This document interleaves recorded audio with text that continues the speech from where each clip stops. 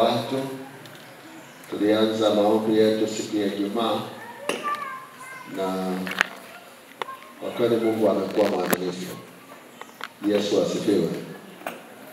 Haleluya. Sisikia nina haleluya. Kwa hiyo ninaomba niende moja kwa moja kwenye ujumbe wa neno la Mungu.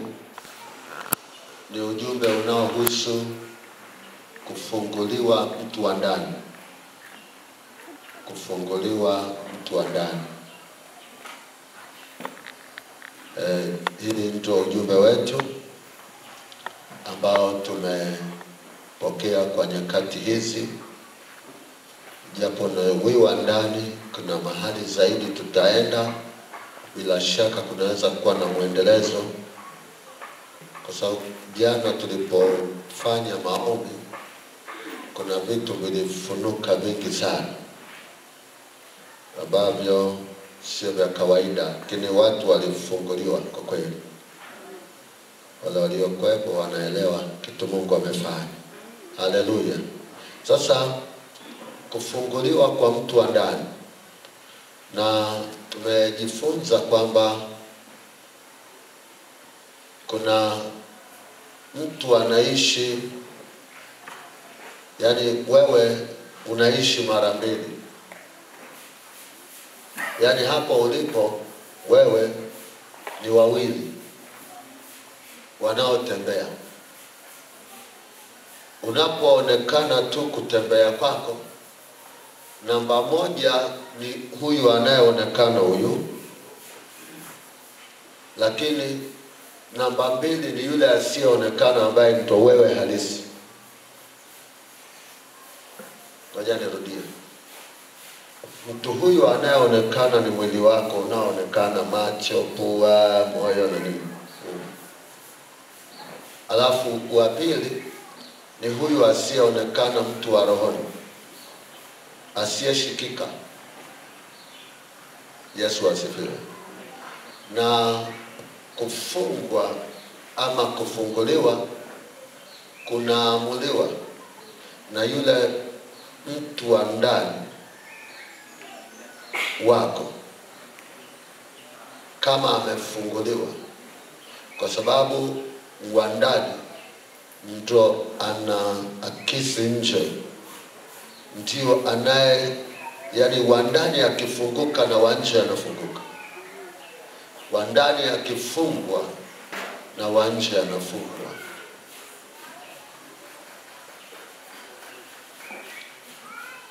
Yesu asifiwe. Okay, unaweza ukawa unatembea kwenye mwili huu, lakini ni mfungwa. Mfungwa yupi? Hauko magereza. Sababu mtu wa nje anaweza akapelekwa Kisongo, mtu wa nje anaweza akapelekwa gereza, sijui Butimba, sijui Karanga, wapi huko Moshi, Mangola. Lakini mtu wa ndani naye huwa na hukumu yake na gereza na kifungo chake. Okay.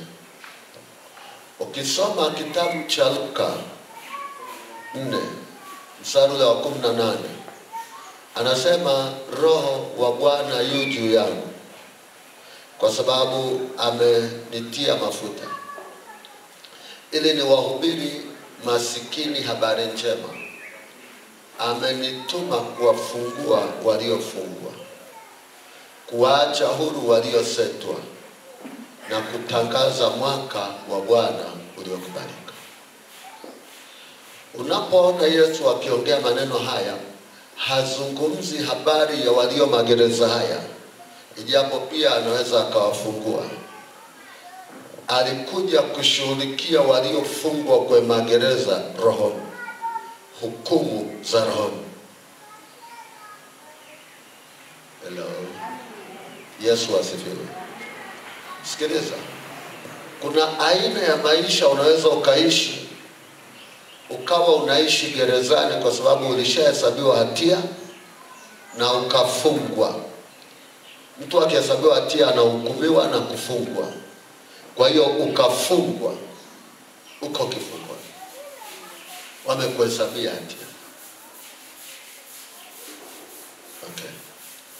Kwa hiyo baraka lazima, ili ubarikiwe vizuri halisi, lazima ubarikiwe, nikasema ubarikiwe rohoni na mwilini.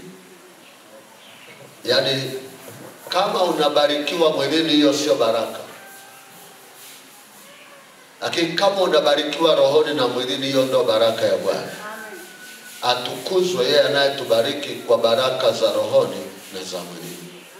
Unaweza ukawa na mali nyingi, ukawa na kila kitu, lakini sio baraka kwako, pengine ni anguko lako, kwa sababu rohoni wewe ni maskini. Si kama unaelewa? Maandiko yanasema kwamba wasema mimi ni tajiri, lakini wewe ni maskini, tena uko uchi. Hawa watu ambao ni matajiri wanaambiwa ni maskini. Kwa hiyo hatuna baraka tuseme tuna magari, tuna majumba, tuna mali nyingi. Kama hujabarikiwa kutoka rohoni, una matatizo. Hello. Haleluya. Lakini pia tukaangalia mtu anayekufunga au kukufungua na kufungua rohoni.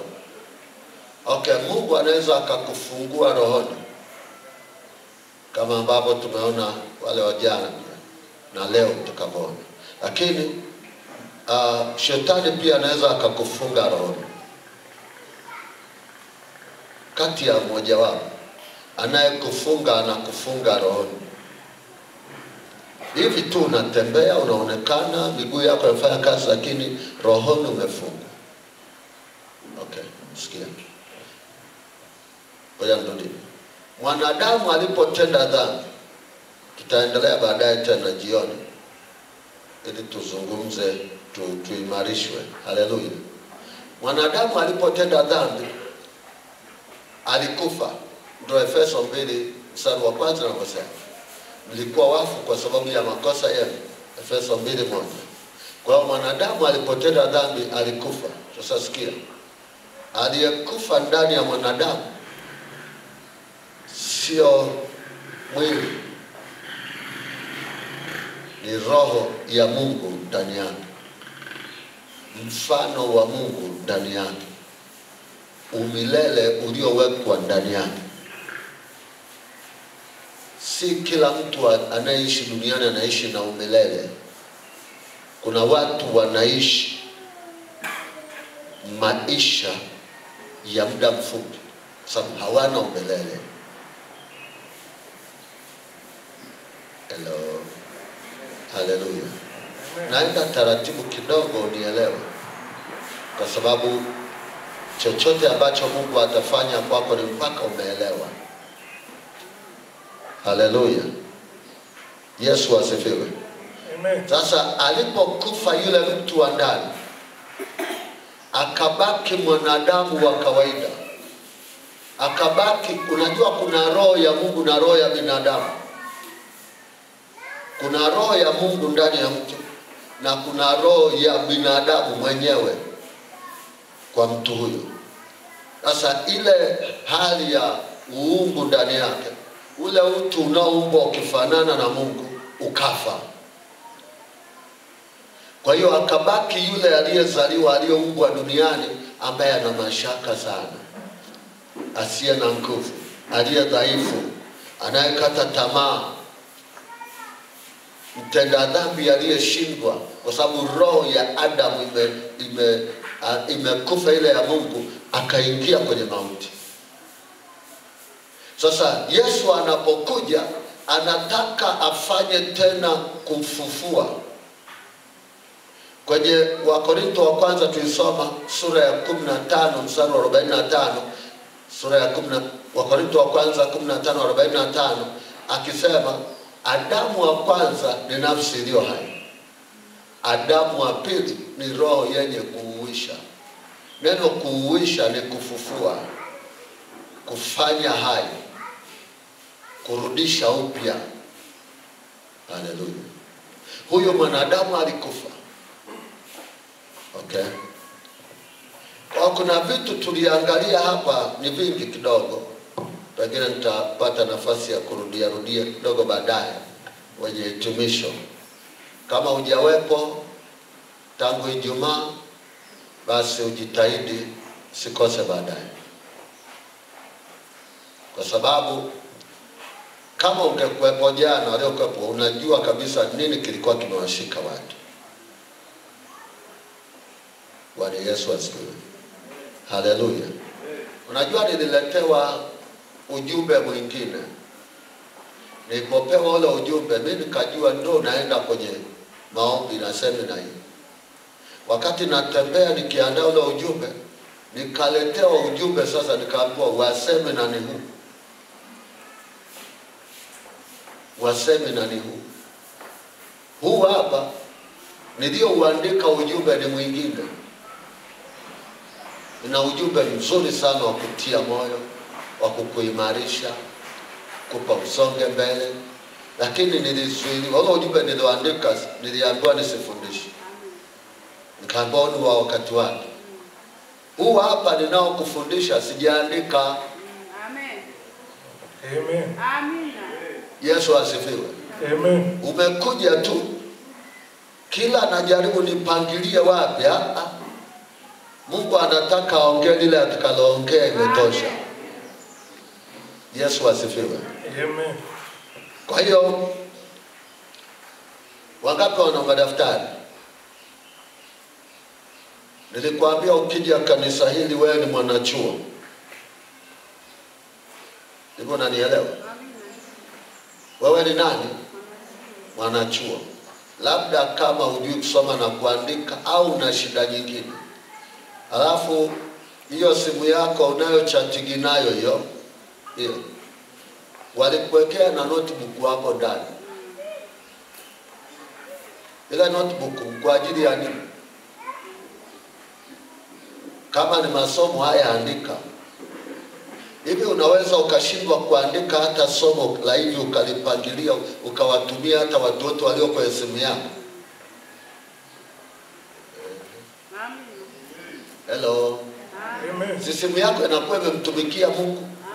Amen. Hata kibaka akiona anajua huyu ni mtumishi wa Mungu. Hallelujah. Yesu asifiwe. Amen. Okay, kwa hiyo naomba niende kidogo. Sasa nikasema ni muhimu mtu wa ndani, kwa sababu kama vile mtu wa mwili, hiyo sikusema jana au utaiandika labda leo. Kama vile mtu wa mwili anavyoishi na ana macho, ana pua, ana masikio, ana mdomo, anakula, anakunywa, mtu wa mwili, vivyo hivyo mtu wa ndani, vivyo hivyo mtu wa ndani ana pua, ana masikio, ana mdomo, ana macho, anaona, yani anahitaji na yeye kula na kunywa. Hello. Okay. Ngoja ndoni.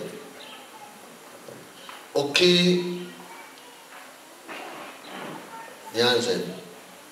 Unaposhiriki mafundisho, unaposoma neno, unaposhiriki semina kama hizi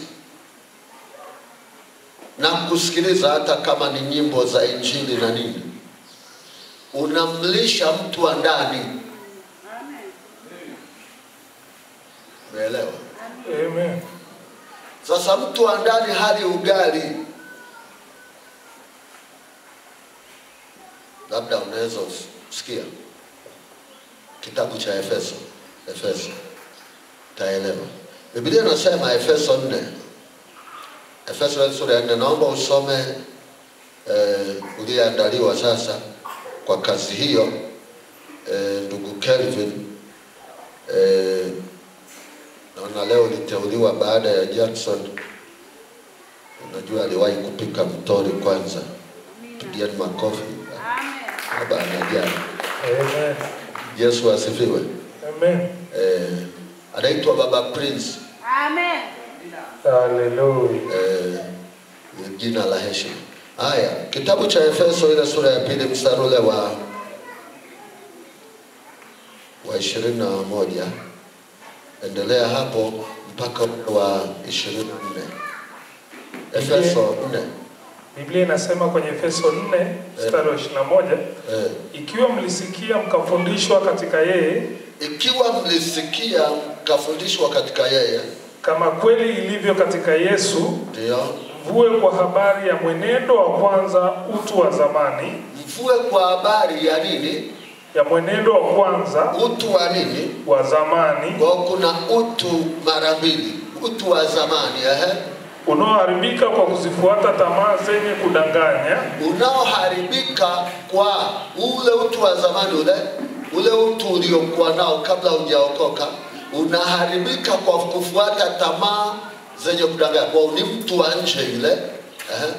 Na mfanywe wapya katika roho ya nia zenu. Na mfanywe wapya, muishwe, mfufuke, mtengenezwe upya, mrudishwe upya katika roho ya nia zenu. Mkavae utu upya. Mkavae utu upya ulioumbwa kwa namna ya Mungu katika haki na utakatifu wa kweli. Ulioumbwa. Yani huu ni wa namna ya Mungu, ni utu wa roho wenye utakatifu wa kweli, huu ulioumbwa. Mkavae huo utu ulioumbwa. 24 mwisho. Bwana Yesu asifiwe. Yesu asifiwe. Kuna utu wa kimungu ndani. Kwa unapookoka, kwanza nilisema Yesu amezaliwa ndani, ameingia mfufuaji ndani, ameingia mwenye roho ya kuuisha ndani yako. Amen. Kwa hiyo kuna kiumbe, simsemaje? Nilisema ili nisiende sana. Nilisema hivi, mama anapokuwa mjamzito, tabia inabadilika. Kuna mwingine kabisa hapendi vitu fulani, anaanza kuchukia vitu fulani. Kuna mazingira yanakuwepo, na wanaume waelewa, akiwa na mama kama yule, hata akimwambia niletee Coca-Cola, hata kama una hela utaenda kuikopa, niletee nyama choma, kwa sababu anajua huyu sio kawaida. Saa ingine hata akikupiga kofi inabidi ukimbie kule, usije ukamrudishia. Hello. Amen. Tunasema kuna hali alionayo, tusubiri kama ni tabia yake. Japo wengine wanatumia hiyo. Mmoja alikuwa anasema, mimi mume wangu namwezeaga, siku kwa mjamzito na ati nikisema chochote anafanya, lakini si miezi 9 tu. Bwana Yesu asifiwe. Amen. Haleluya. Amen. Kwa hiyo na Yesu anapoingia ndani, lazima tabia ibadilike. Okay. Ukiona mtu anafanya maovu, ni mwizi, ni mlevi, ni kahaba, ni nini? Ni nini kimeingia? Roho ya shetani. Ndio inampa, anatenda hiyo kazi, maana anaishi shetani ndani yake. Lakini aliye naye mwana pia ndani yake anao nini? Tuko sawa? Amen. Haleluya. Amen. Okay, si kama naeleweka. Nilikwambia Wagalatia walilogwa. Kwa nini? Yesu wao ndani alidumaa, alikufa. Kwa nini? Wameishi katika mwili. Ngoja niwaambie, ukiona kanisa la leo, tuna shida. Kanisa limetoka kwenye reli. Kanisa limeingia udunia. Okay. Siku ya kwanza tulibidi watu waokoke. Na yamkini na wewe kama upo mwenye hiyo shida uokoke. Amen. Amen. Kanisa la leo, especially kanisa la mjini, watu soft.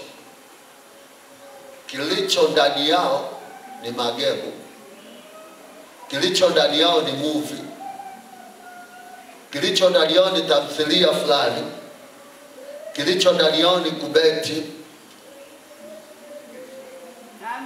michekesho.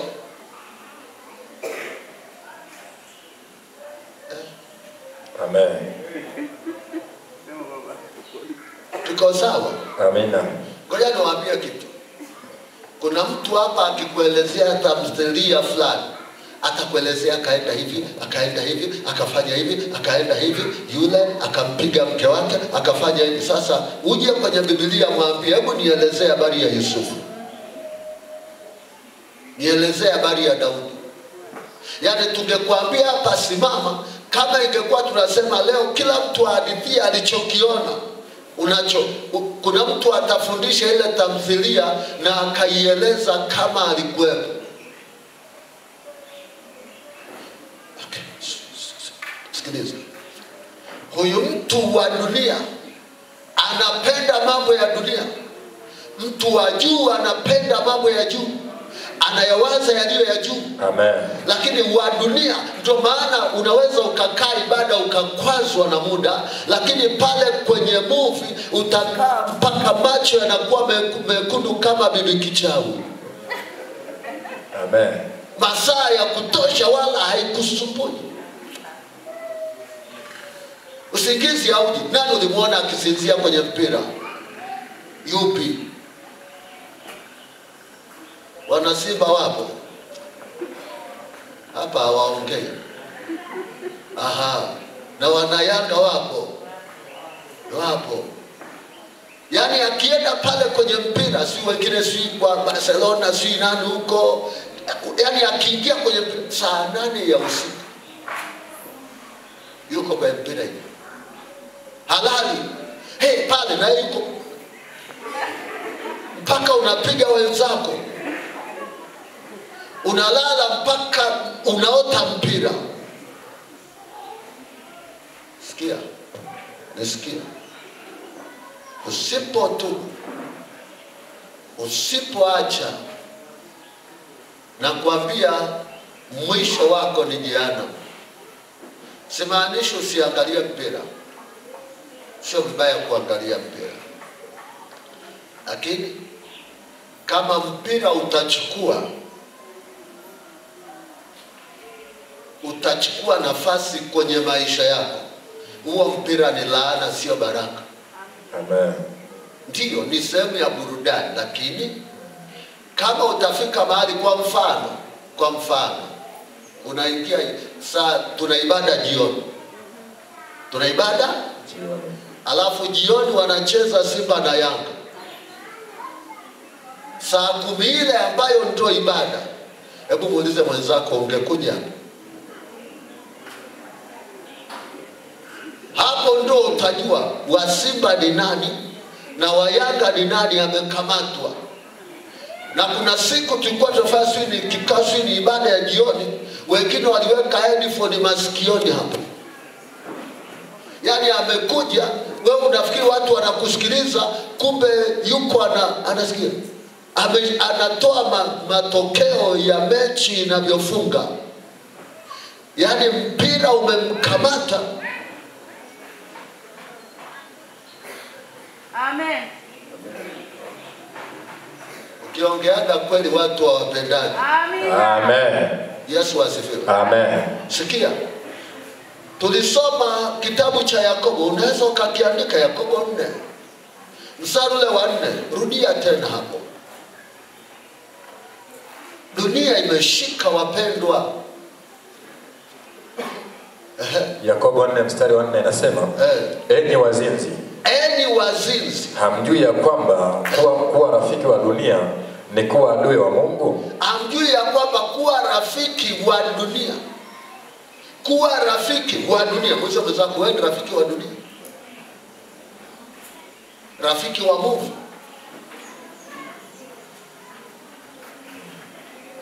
Wengine walitubu juzi. Amen. Na wewe zamu yako leo. Amen. Umrudie Yesu. Amen. Uzinifu, tumefanya uzinifu. Asema nimezinije? Mbona sijaenda guesti? Sijaenda hivi. Umezini na dunia. Yule Babeli mama wa makahaba amekuingiza kwenye uzinifu. Ameleta vitu ambavyo vitakuchekesha tu, unaangalia hapo. Unacheka mpaka umekuwa kama kichafa. Aya, angalia muda unaangalia vichekesho. Mtu anasema nataka niwe na bando angalau ni refresh mind. Mwenye kurefresh mind ni nani?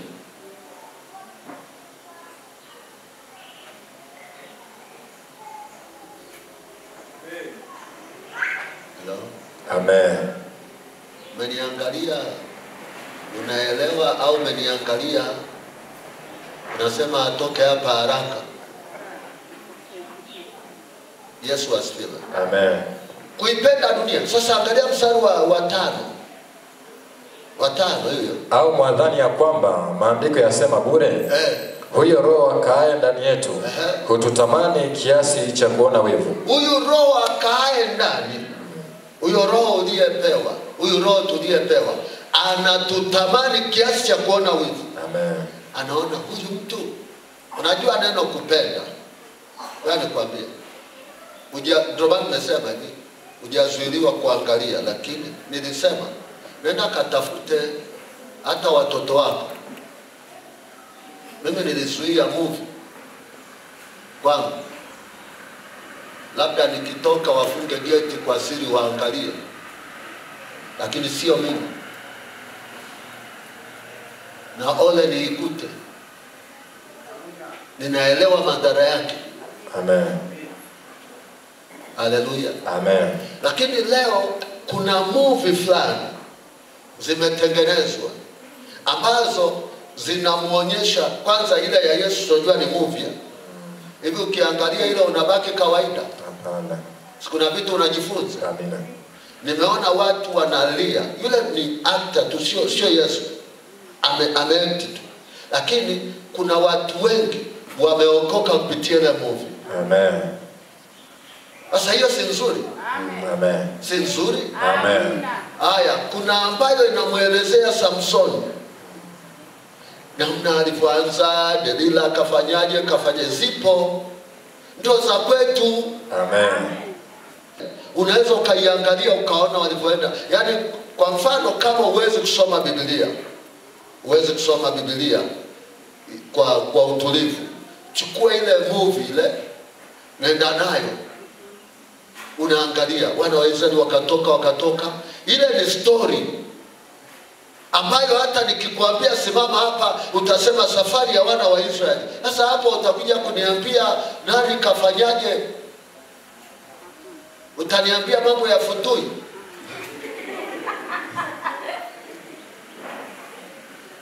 Dunia imemeza watu kwa namna fulani. Yaani shetani ameingiza vitu.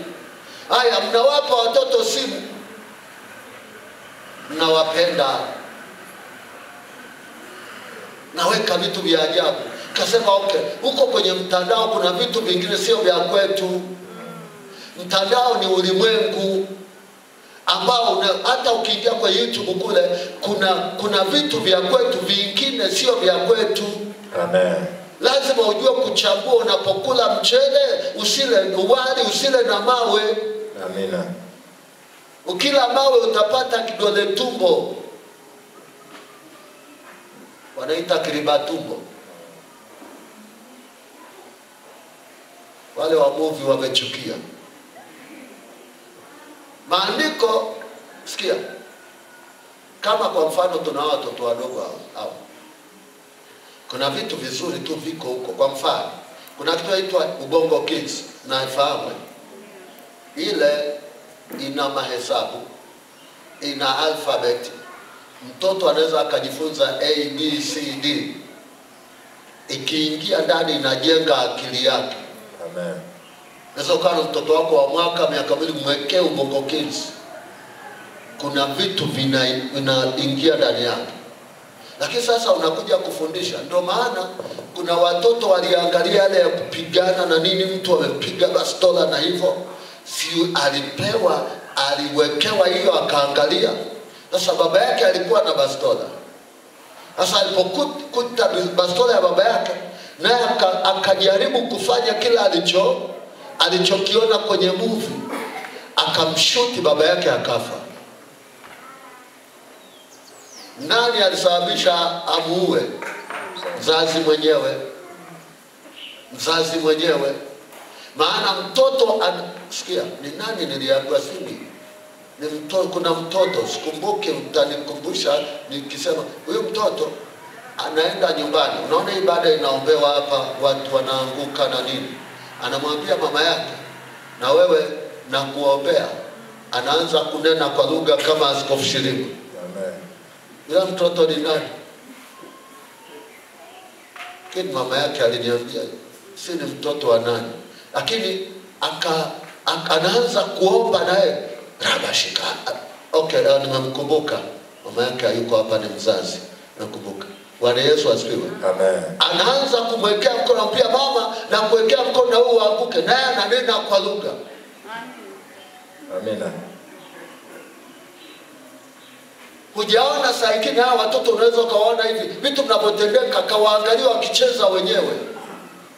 Nao wanafanya ni kitu walichojifunza, walichokiona. Sasa ni vitu gani unaruhusu watoto wako waone au wewe kuona? Kwa sababu macho pia yanatakiwa yaone mema. Amen. Masikio yasikie mazuri. Sasa kwa namna unavyosikia kunaweza kukamwa. Nitakufundisha leo pointi nilionayo ya asubuhi. Hello. Amen. Umenielewa lakini? Amina. Kwa hiyo hebu kama wewe ni mpenzi wa timu, usiwe addicted. Kusema addicted ni nini? Lugha nzuri ya Kiswahili.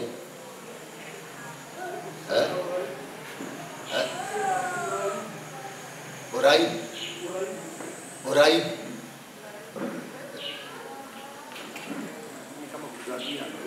Usidhamie. Ulevi. Simeona kuna watu wanalewa mpaka wanapelekwa kule wapi? Anaita sober house. Ndio inaitwa unini? Mpaka anapelekwa akalibitiwa kwa sababu hawezi kuacha tena pombe. Hawezi kuacha tena sigara.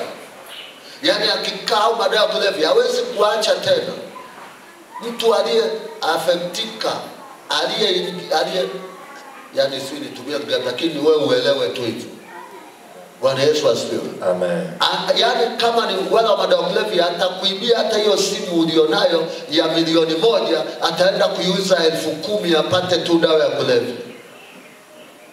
Ataokote cho kwa sababu kinamuita. Sasa kuna mtu ambaye ni mpira unamuita. Kwa hiyo hata maombi hamna.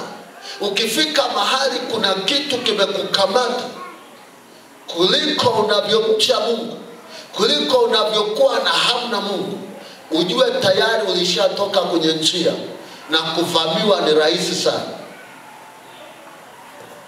Haya, unaenda kuangalia majitu yanaakti uchawi, si yanafanyaje, yamevaa meusi si na nini, wewe ndio unaangalia. Ndio maana ninarudia tena, tunazo redio, tunazo channel mbalimbali zinazoingia. Angalia, kuna wahubiri wanaohubiri.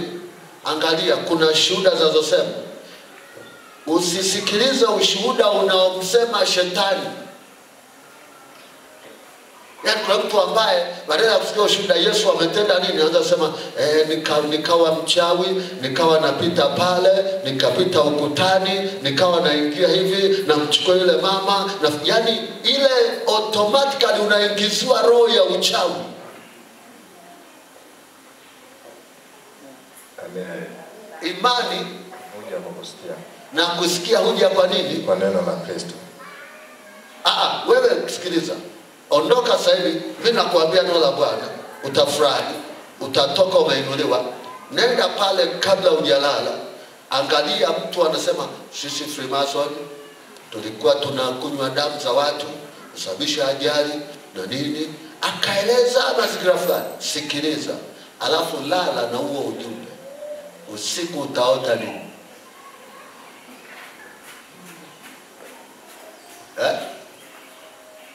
Manielewa? Usiku unaota nini? Haya, labda turudi nilisema pia wale ambao mnaangalia hivi, ukiingia kwenye mpira unapata nini? Ndio maana nimesema usiipe nafasi. Ione kama burudani, hata usipoipata haikusumbui. Lakini neno la Mungu liwe na nafasi ndani. Amen. Ibada iwe na nafasi ndani yako. Amen. Ndio maana siku hizi Nenda kwenye flash za watu wale wenye TV zao nyumbani. Uliza wangapi wanabani tena nyimbo za kina Swinani ndani, yani zile video ukute kwenye flash anasema mejaa nyimbo za Bukuku, Martha Mwaipaja. Ukihesabu hapa kanisani, Yesu akasema leo kuna watu wenye nyimbo kwenye flash na kwenye simu zao wanaoenda mbinguni. Amen. Haleluya. Amen. Ni wachache. Muda wa maombi umemezwa. Muda wa kusoma neno umemezwa. Haya, ngoja turudi tatu. Wewe si mkweli? Si ndio? Amen. Na ni mtu ambaye mbinguni utakuta mlango umefunguliwa kama ule. Amen. Unaingia tu. Kwa sababu unasemaga kweli. Labda niulize. Hii si Biblia hii? Si ndio? Nani ameshika Biblia wiki hii akiwa nyumbani kwake akaisoma wiki hii? Watu ni wakweli. Ni watu mko wakweli. Yaani ile tu kwamba umepitia hata mstari aya moja. Okay, turudi. Nafikiri mmeangalia idadi Mmeangalia idadi. Haya, turudi ya pili. Wenye simu kubwa, hebu inua tu. Inua simu yako. Inua tu, hata kama imepasuka protector hiyo. Hata kama limechakaa, inua tu. Sawa. Tunaongea. Sasa turudi hapa. Tuseme ukweli. Umesema wa kweli ni watu wa Mungu, si ndio? Amen. Wakati wameingia Facebook wiki hii, mikono juu. Wakati wameingia YouTube wiki hii. Haya TikTok. Wa TikTok mikono juu. Wameingia TikTok. Sawa. Sio mara moja, sio mara mbili. Sawa. Amen. Sasa swali linakuja, TikTok uliangalia nini unajua wewe? Umenielewa? Amen. Umenielewa? Amen. Unaona dunia inavyotumeza. Mtu akiipenda, kupenda dunia, maana yake ukiwa unampenda Mungu utalipenda neno lake. Amen. Ukiwa unaipenda dunia utafuata vitu vya dunia. Twende kidogo. Andika. Mtu wa ndani anavyofungwa. Niseme kwa tingine. Hiyo nimejaribu tu kukumbusha mahali tumetoka, lakini lazima tubadilike. Amen. Kuna wakati uone mpira unaendelea, useme moyo wako naenda kanisani. Amina. Hivi umewahi kushangaa, nilikuwa kuna mchungaji mmoja kama timu inacheza siku hiyo anaweka mtu mwingine madhabahu. Anapenda timu fulani. Au anamaliza ibada haraka ili aende kwenye mchezo. Dhambi hiyo. Afu ukiitwa mzinifu, nasema nimezinije? Kuna wakati wenu wamefikiri wana majini mahaba. Wewe huzini hata na majini mahaba, unazini na dunia. Ndio ule uzinifu unauona. Kwa sababu kuna vitu vya dunia umevishika. Yamkini hata kazi yako umekuwa mzinifu, maana umeipenda kuliko Mungu. Sikia, Yesu anasema mtu akimpenda baba, mama, chochote kuliko mimi hanistahili. Yaani ile neno kuliko, yaani sio usipende, lakini isizidi.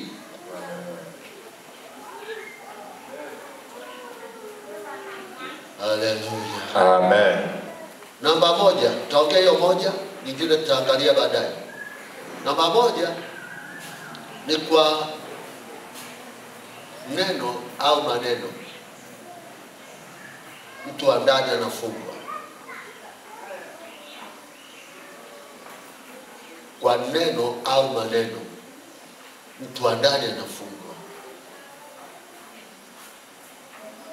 Taongea hiyo moja tu kwa ajili ya muda, mwingine tutaangalia baadaye. Neno au maneno. Sasa andika hivi: Shetani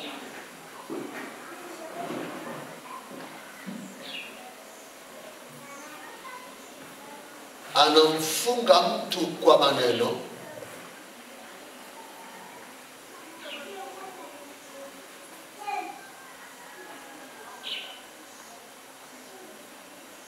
na kadhalika Mungu naye anatufungua kwa maneno yake. Amen. Maana lazima ujue kafunguaje huyo mtu wa ndani. Maneno. Na vivyo hivyo, yani upande wa adui maneno, upande wa Mungu maneno.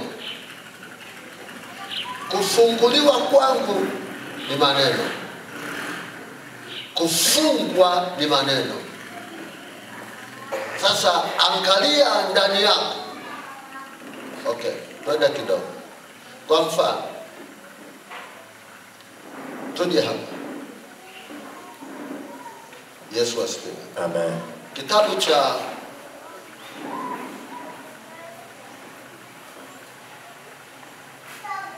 kitabu cha Mwanzo sura ya 3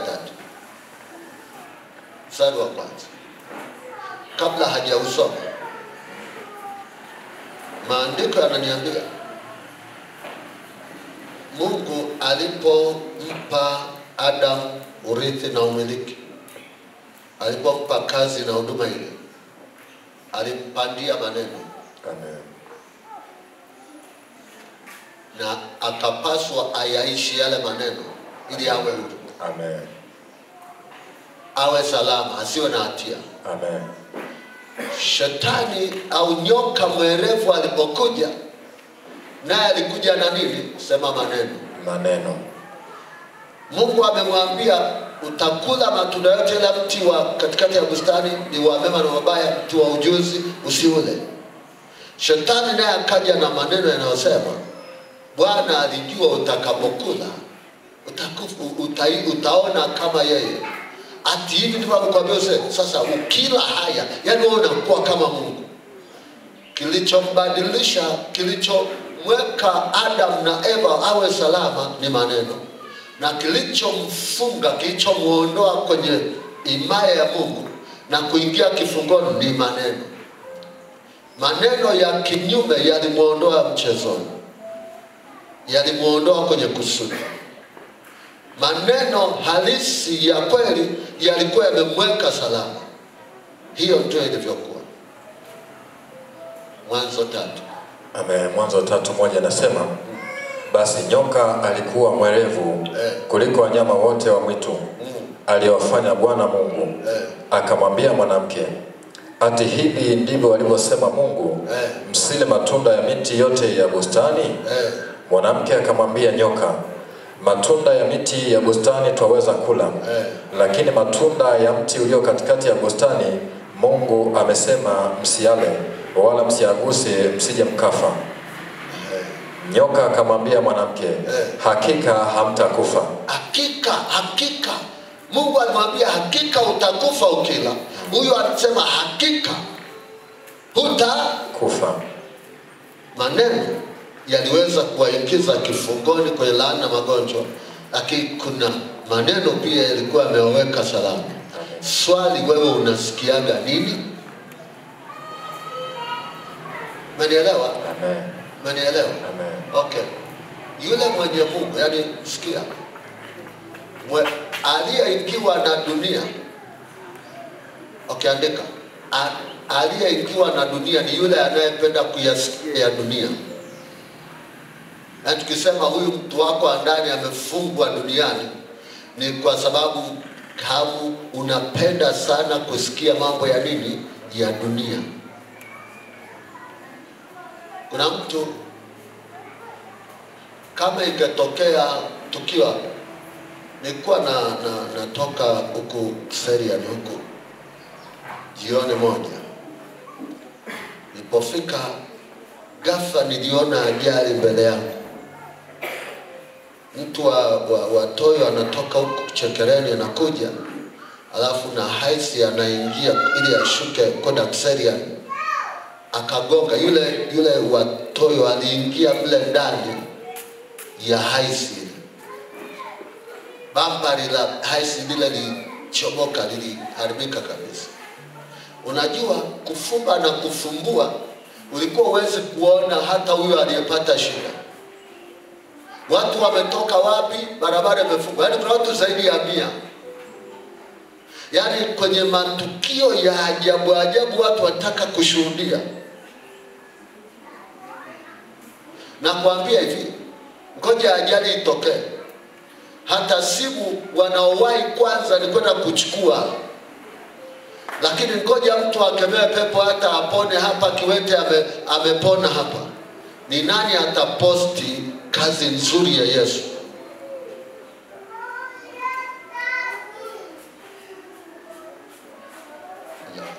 Amen. Hallelujah. Amen. Okay, twende kwenye kusikia. Watu wanataka kusikia mambo fulani. Yaani kwa mfano mwambia mtu aisee, nikakutana na jini bwana, nikakutana na shetani. Alikuwaje? Yaani anataka kusikiza. Alikuwa na mapembe, alikuwa na macho makubwa, yaani anataka kusikia. Lakini mwambie nimekutana na malaika, huyo anajifanya huyo. Eti amemuona Yesu huyo. Anajifanya. Ila wanaosema tukutana na shetani hawajajifanya. Wewe unapenda kusikia nini?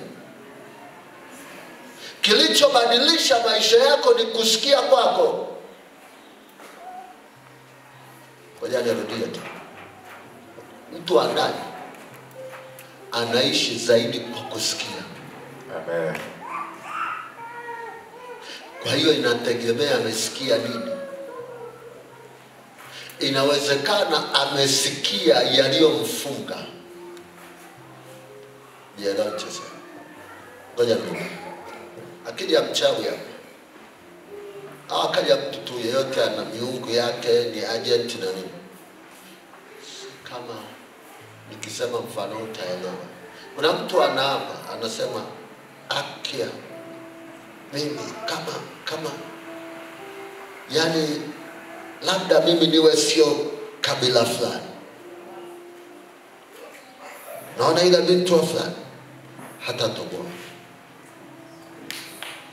hata olewa. Anaapa. Alafu na wewe unasikia pengine amekwambia haki ya si tupinge.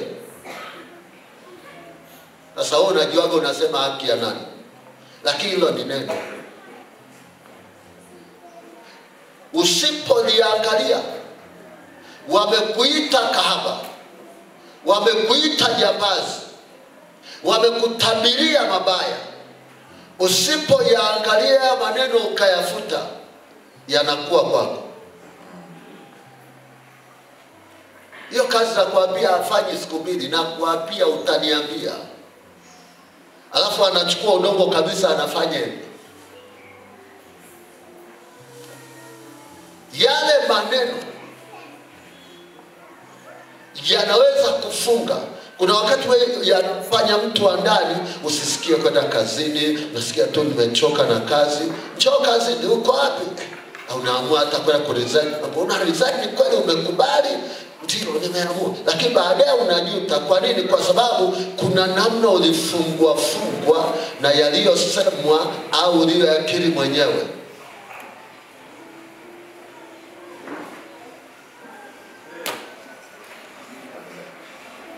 Ngoja niende Yohana 14:23 kuonyesha. Huyo mtu wa ndani amekwambia haishi kwa ugali. Sasa angalia uimara wa mtu wa ndani ambako sa Mungu anakaa. Anakaa kwenye nini ili ujue. Soma hiyo. Amen. Yohana 14:23 inasema, Yesu akajibu akamwambia, mtu akinipenda atalishika neno langu. Mtu akinipenda atalishika nini? Neno langu. Na Baba yangu atampenda. Nasi tutakuja kwake na kufanya makao kwake. Kwa hiyo huyu mtu kama ananipenda atalishika neno langu. Ndio maana yule mtu aliyekudanganya msichana au kijana, kuna namna unamsikiliza bila tofauti kabisa hata na wazazi wako waliokuzaa. Ulimpeleka upendo kwa mharibifu. Sana kupenda eti, nakupenda.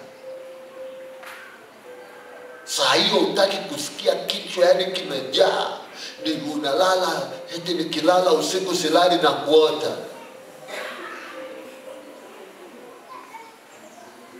Mbona ujinga eti? Yaani nimejaribu kujiuliza kwa mfano.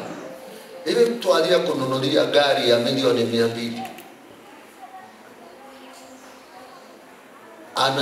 na yule anayekuoshea gari, nani mwenye thamani kwako?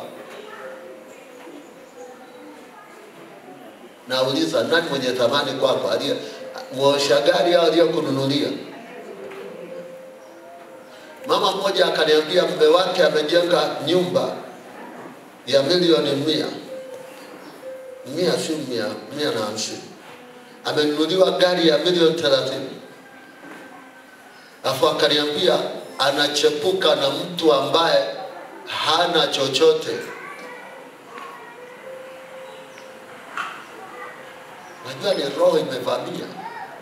Yaani wewe unamthamini muosha gari kuliko aliyekununulia gari. Aliyekuloga hayuko nchi hii kabisa. Hello? Amen. Hallelujah. Amen. Hallelujah. Amen. Yesu asifiwe. Amina. Yesu asifiwe. Amen. Okay, nimeonyesha akinipenda atalishika neno. Niko hapo. Sasa kuna nani ambaye umempa nafasi, unamsikiliza sana, unamfuata, yani wengine hutaki kusikia kabisa? Yani nasema hivi, ninakemea hivi, asitokee binti wa kanisa hili. Usitokee. Unaacha kusikiliza aliyekuzaa akakulea akakufikisha ulikofika.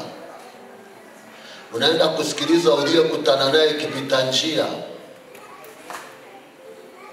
Mpita njia. Eti baba anakwambia, mama usiende huyo mtu, hapana. Mimi ukininyima na kunywa sumu. Wanaokunywa sumu hawasemi kanywa ufe.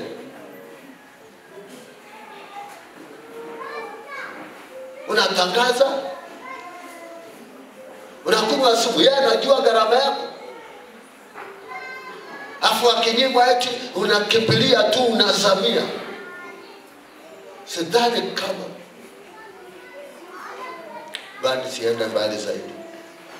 Kama unampenda Yesu, utalishika neno lake. Sika umeelewa. Amen. Wale wa miaka ya nyuma kina dokta hapa wanaweza wakawa na habari. Najua wakati ule unamchumbia mama Dennis, hakukuwa nafikiri hukutumia simu kutuma message. Tunakumbuka tulikuwa tunaandika barua. Sio mama Dennis ya? Unakale kabarua alikuandikia, alafu imechorwa love, yani imezunguka hiyo barua love. Alafu amebold yale maneno, yani ameandika afa akabold. Anaremba mwandiko, maneno mazuri, na kupenda, jinsi ulivyo mtulivu, na kupenda. Yani anakuambia maneno fulani. Kama ulikuwa unaosha vyombo, unafuta. Sio message hivi vya I love you, I miss you, I nini. Ingekuwa ni amri yangu, vijana wote hakuna kushika simu. Mkashike kwa waume zenu na wake zenu. Amen. Haleluya. Amina. Haleluya. Amen. Yesu asifiwe. Amen. Sasa akisoma kale kamese, yani ile barua ile, kama ungeenda sandukuni kwa Mama Dennis kwa mafaili yake ya zamani, barua aliyoandikiwa miaka ile ipo. Maana aliisoma, haiishi hapo, anairudisha. Baadaye amemaliza, alikuwa anafua, akaisoma, yani anacheka mwenyewe. Amen. Unajua imeletwa na nani? Na anayempenda. Amen. Maneno ya unayempenda ya ni matamu. Amen. Kuna mtu unaweza kuona na kupotezea muda, ila unayempenda hakupotezei muda. Unatamani umsikie yale maneno. Amen. Na ndio maana mnaongeaga. Mmoja alisema alikuwa kwake ni huku ni Boma ya Siara. Mwanaume yuko huku Banana huku. Akawa anaenda, wanasindikizana mpaka Boma ya Siara, wanarudi, wanaenda, wanarudi mpaka wanasema basi tuachane. Maneno hayaishi. So unajua upendo haupungui neno. Si maandiko yamesema? Amen. Haleluya. Amen. Umenielewa? Amen. Umenielewa? Amen. Haleluya. Amen. Sasa kama ile barua ilikuwa inamvutia, akaiweka, akawa anaisoma na kwa mara, hakuichana, akaitunza, vipi hii Biblia mpaka imepotea, imechanika, we haina hamu kwako, kwa sababu umepoteza upendo wa Mungu ndani yako?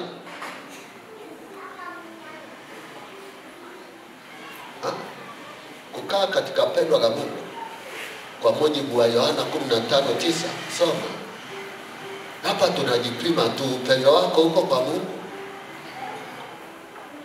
Na kama umeondoka kwa Mungu, wewe ni mfungwa. Umefungwa na hicho kilichokushika zaidi ya Mungu. Kwa sababu upendo, maandiko yanasema pia ni kifungo. Sasa inategemea ni upendo upi umekufunga. Kama mtu akikuchoma hapo moyoni, yani aone neno, yani kama kuna vitu vinatoka huko, ni neno linachomoka huko. Amen. Kama ingekuwa mtu anaishi ndani, alafu tukasema hebu leo tufanye operation ya moyo, umebeba nini? Acha. Bwana Yesu asifiwe. Amen. Sasa anaposema umeanguka kutoka kwa pendo langu, umeuacha upendo wa kwanza. Wapi ulipoanguka? Ulipoliacha neno, ulipoacha semina mbalimbali, ulipoacha maombi. Hata unapoingia kwa nyimbo za dini zimekutoka, siku hizi hazipo tena. Kuangalia wahubiri hakupo tena. Yani uchukui muda kuangalia vitu, lakini vile vingine ndivyo. Maana yake upendo wako umehamia huko ambako unapapenda huko. Wewe unajua ni wapi. Na sadaka unaenda kutoa, nikwambia hata ile pesa unaenda kutoa ili upate movie ni sadaka. Lakini unakuja kanisani huna sadaka. Afu Mungu anaona kabisa huyu mzinifu. Hello. Amen. Najua anajaribu kuangalia. Hivi karibuni tulikuwa na malalamiko ya watendakazi walichelewa hela yao. Kwa nini? Watu wa fedha wametafuta kila namna ili wawalipe. Sadaka ni ndogo. Sadaka haikutosha. Vingine inabidi mimi kama nina ya kwangu ninayo nyumbani niichangie. Mtu asema jamani, wamekataa, wamerushiwa lawama. Lakini hao watu wengine wasiotoa sadaka hao, wiki hii ulinunua movie mara ngapi? Kuanzia 1000, sio? Kuanzia 1000 movie, sio? Ulichukua ngapi? Nimemaliza, naomba nipe na ile ya part 2. Nimemaliza ile, lakini ukija kanisani Bwana sina. Kwa nini kule unakuwa mwepesi kwenda kulipia movie? Tusipo tu tunabaki kwenye idadi, waitwa ni wengi lakini wateule wachache. Nafasi uliyotoa huko kwa dunia, namna unavyotoa huko kwa Mungu si. Sivyo? Sio kwamba una hela, lakini humpendi Mungu sana ndio maana utoi. Ila nyingine unapata, sasa angalia nani unampa. Hebu. Naomba dokta na mama msimame. Ndio nitawatolea mfano tu. Kuna mahali nataka nimalizie kitu. Njoni. Bwana Yesu asifiwe. Amen. Haleluya. Amen. Naomba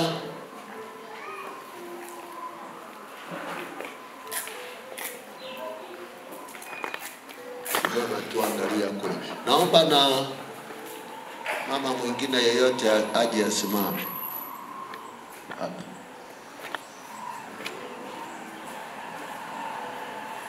Mama mwingine yeyote. Ni kwa mfano na kitu mtakiongea. Sio mpaka nikuteue. Nimefurahi kumuona Mama D. Njoo Mama D. Unajua ndio wameanza kanisa hapa. Kaje aje. Yesu asifiwe. Amen. Naomba ushike mfano huu kabla sijamalizia ujumbe huu, tuende tukaombe. Nichukue mfano. Wakati dokta anawaza kwamba sasa nataka imeandikwa CBM mtu peke yake nitamfanyia msaidizi. Nichukue mfano. Akaangalia kuna pulkeria, akaangalia kuna omega, akaangalia nani. Wakati anachekecha, moyo ukakimbilia kwa pulkeria. Nataka niulize kitu. Hawa sio maadui, na pengine classmate wenu, yani mmesoma pamoja, na mmekuwa pamoja, mnapendana. Chumi, fedha yako ilienda wapi zaidi? Kwa omega au kwa pulkeria? Kwa pulkeria. Nini kilisababisha? Ulimpenda zaidi. Uliamua awe mke wako, kwa ukaamua kumpa. Yani saa nyingine unamwambia bwana, nina hii tu 10,000, lakini wewe chukua tu, hata mimi nikibaki bila kitu hamna shida. Huo ni upendo. Amen. Kwa kuwa unampenda, kumpa sio shida. Sikia, ngoja niseme, niondoe kwenye mfano, nije kwa mfano. Amekuja mama yako mzazi, turudi wale ambao ni hamjaolewa kuoa, basi amekuja mama yako mzazi, yuko hapo. Mama unampenda, alafu muda fulani ulipita pale Metropole, ukakuta wale ombaomba, ulitafuta 200 iko wapi, na hata 1000 ilikuwa ni ngumu kumpa, kuonyesha kama huna faa. Lakini mama yako mzazi umempa 50,000 au laki. Kuna mtu amekuja kutaka kwako hapati, lakini yule unayempenda hakosi.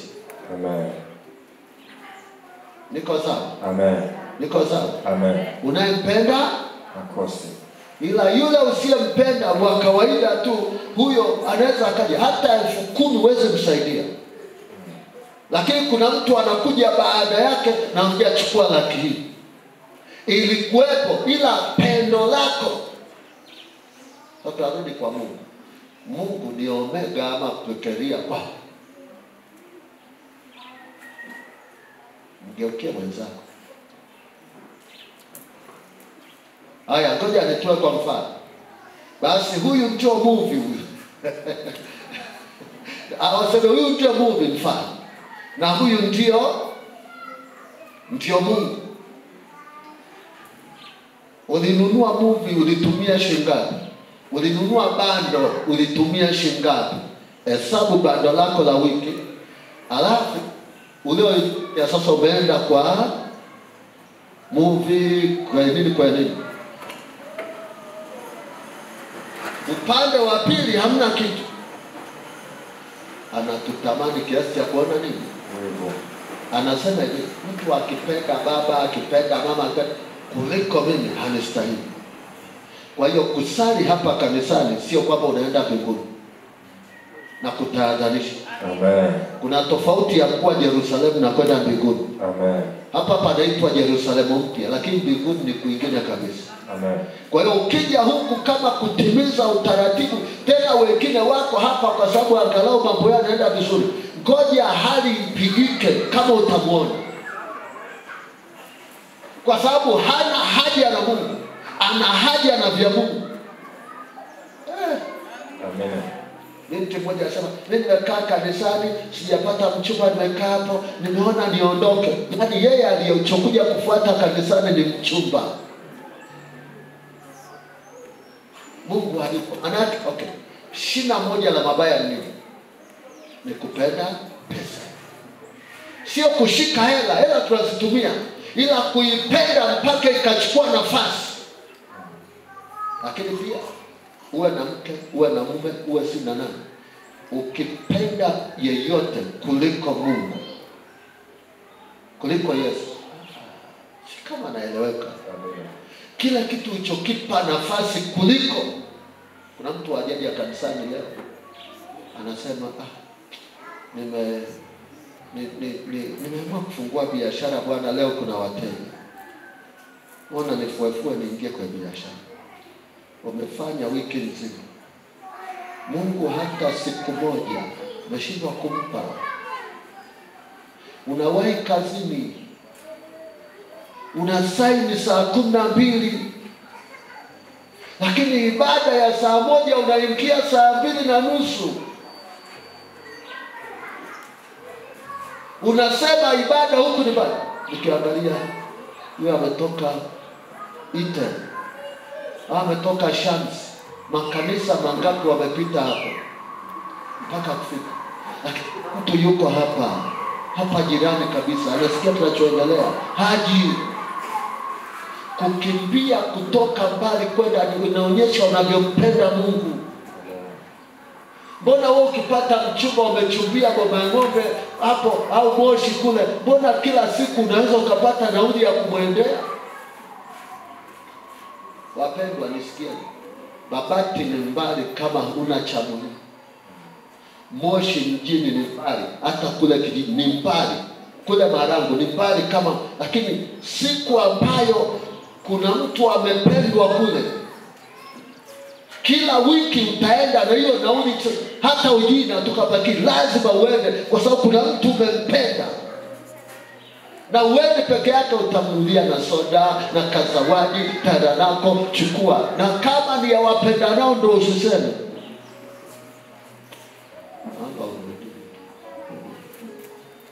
Kumbuka ni wapi ulikoanguka, umeuacha upendo wa kwanza. Sasa nimalize na hivi maneno uliyosikia. Okay. Wangapi wanasikiza redio? Wanaangalia wahubiri kwa TV? Namalizia na hivi. Ulimsikiliza nani? Akaweka nini ndani yako? Okay. Imani huja kusikia. Nikigeuza neno hapa nikaanza kusema jamani,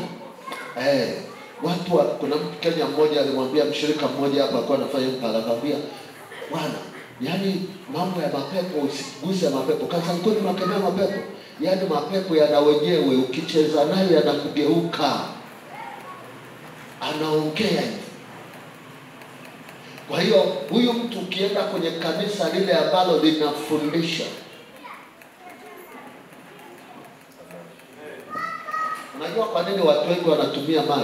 Mfano, labda mafuta ikawa ndio ibada yao. Katai maji. Lakini maji yakitumika ukayafanya mazoea ni ibada ya sanamu. Mungu ana ufunuo wa wazi, kimaliza ana mwingine, hataki mazoea. Sio mganga wa kienyeji. Akitema, akipata ufunuo kutema mate akachukua tope akakupaka, hachukui huo mtu anaendelea nayo. Kila mtu anayekuja kipofu apakwe mate. Sijaona kwa Yesu. Amen. Hello? Amen. Yesu asifiwe. Amen. Kama wanafunzi waliopewa watu wakawapaka mafuta, hatuoni kila mahali. Sasa hebu turudi. Kuna watu ambao kutoka, yani hali zao kiroho zinaamuliwa na yale wanayoyasikia, maneno unayohubiriwa, unayoyapenda kila siku, ndio yanaamua